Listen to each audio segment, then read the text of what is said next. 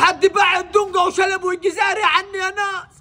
كرهتوني في الكورة اللي يخرب بيت ابوكم. اقول لك يا دنقاي من ساعة ما غنيتني ين انتي واللي خدك ما جابك فيش كورة تاني. انت الكورة نسيتها يا باشا، ولا قطعة ولا بصل صح ولا اي حاجة عملتها في الماتش. ويا شلبي انت تخترع قانون كورة جديد، هتقعد تشقلب هنلعبوا كرة صلاة احنا هني. ايه اللي هتعملوا دي لما لعبش بوشك انت هتلعب بقدم رجليك يا زاري. نحن كنزيا منسى عليني هتنزلوا ليه بسيرو؟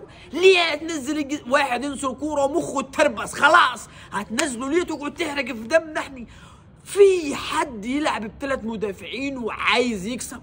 انت تعرف النهارده لو كسبت هتروح في حته حلوه جوه في الدور. انت هتحط بيراميدز والاهلي تحت ضغط وتنافسوا، يمكن تلعب افريقيا. يا اخي شلاتنا اللي يخرب بيت ابوكم. يا في صديق مالك وحد الله يا صديق، انت لسه شفت حاجه؟ انا قلت لك مشوار الدوري ده باله طويل يا صديق، سيبوا لناسه، سيبوا للاهلي يا صديق.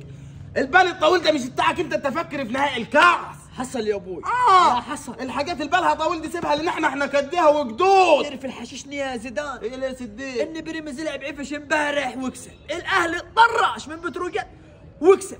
ايه الحل في الزمالك؟ نلعبوا زين نخسر ونتعادل، ونلعبوا كويس نخسر او نتعادل. المكسب ده خلاص اللي ما كانش يجينا في السنه مره ما نشوفوهوش. وحد الله يا حق صديق. لا اله الا الله. انت فكر في الكاس يا صديق، مالك انت ومال البطولات الطويله دي؟ الكاس حلو عليكم، تمسكوا بيراميدز انتوا خلصوا عليه وتاخذوا الكاس ان شاء الله. نخلصوا على بيراميدز؟ امال ايه؟ لما ندافعوا قدام المصري، لما نروح البيراميدز هتدخلنا الرياشي. انما الله يكون في عونك يا حق. روح يا زيدان، الله يكون في عونك. روح. كرهتونا في الكوره اللي يخرب بيت ابوكم يا ابو العبوا خلوه في روح. الدوري لسه في الملعب وافريقيا ان شاء الله جايه السنه دي.